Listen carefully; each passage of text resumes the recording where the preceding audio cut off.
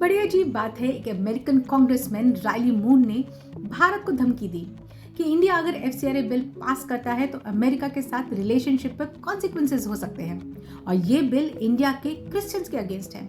आखिर FCRA bill में ऐसा है क्या कि अमेरिका तक टेंशन पहुंच गई? रायली मून ने क्लेम किया कि ये बिल क्रिश्चियंस और चर्चेस के खिलाफ है।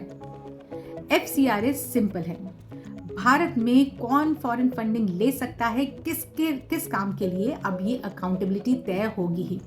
और असली ट्विस्ट सुनिए, बिल में साफ लिखा है कि अगर कभी कोई चर्च जैसी प्रॉपर्टी डेजिग्नेटेड अथॉरिटी के पास जाएगी तो उसका रिलीजियस कैरेक्टर बदला नहीं जा सकता। ये गारंटी स्टैट्यूटरी टेक्स्ट में है और गवर्नमेंट ने ये क्लैरिफिकेशन 23 जुलाई को ही पब्लिक कर दिया था। रायली मूर का ट्वीट आया 4 अगस्त को, 12 दिन बाद, मतलब जब वो लिख रहे थे कि चर्चेस सीज होंगे तब उसका जवाब ऑलरेडी इंटरनेट पे था। और इंटरेस्टिंग बात, अपने ट्वीट में मून ने सेंट थॉमस अपोस्टल और केरलम की 2000 साल पुरानी क्रिश्चियन हिस्ट्री डिटेल में लिखी है, लेकिन इसी बिल का वो एक क्लॉज जो उनके पूरे आर्गुमेंट को गलत साबित करता है उसका जिक्र तक नहीं है। एंशिएंट हिस्ट्री याद थी, करंट लॉ टेक्स्ट नहीं पढ़ा। तो फिर सवाल बनता है, क्या उन्होंने बिल पढ़ा था या सिर्फ हेडलाइन? लेकिन एक मिनट, इसका मतलब ये भी नहीं है कि बिल परफेक्ट है। रियल कंसर्न्स कुछ और हैं। कई लीगल एक्सपर्ट्स ये कह रहे हैं कि डेजिग्नेटेड अथॉरिटी को बहुत ज़्यादा पावर्स मिल रहे हैं और जुडिशियल रिव्यू बाद में आता है। ये रिलीजन का इशू है ही नहीं, ड्यू प्रोसेस का है। और यही डिफरेंस समझना बहुत ज़रूरी है, क्योंकि कभी कभी एक emotional slogan law against Christians पूरे लीगल टेक्स्ट से ज़्यादा वायरल हो जाता है।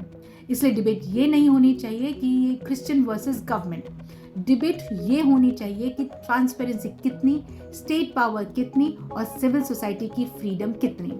डेमोक्रेसी में सवाल गवर्नमेंट या एनजीओ को हीरो विलन बनाना नहीं होता। सवाल होता है क्या हमने फैक्ट्स पढ़े या सिर्फ ट्वीट्स। और सबसे ज़्यादा ध्यान देने वाली बात, जब एनजीओस के लिए ट्रांसपेरेंसी और अकाउंटेबिलिटी का ये लॉ आया, सबसे लाउड ऑपोजिशन कहाँ से आ रहा है? क्रिश्चियन मिशनरी ग्रुप से। एक कांग्रेसमैन जिनका अपना फॉरेन अफेयर्स बैकग्राउंड है, उन्होंने भी फैक्ट चेक किए बिना हेडलाइन पर रिएक्शन दे दिया। एक ट्वीट ग्लोबल हेडलाइन जरूर बन सकता है, लेकिन उससे ज़्यादा पावरफुल होता है वो स्टैट्यूटरी लाइन जो ऑलरेडी 12 दिन पहले लिखी जा चुकी है। राजनीति में यही होता है, लेकिन डेमोक्रेसी में क्या होना चाहिए ये आप डिसाइड कीजिए। मैं हूं डॉक्टर ज्योति त्यागी और इस कंट्रोवर्सी का फुल ब्रेकडाउन, क्या ये बिल सच में इन क्रिश्चियंस के अगेंस्ट है, मेरे यूट्यूब चैनल राजनीति विद डॉक्टर ज्योति त्यागी पर है। लिंक डिस्क्रिप्शन और कमेंट सेक्शन में है।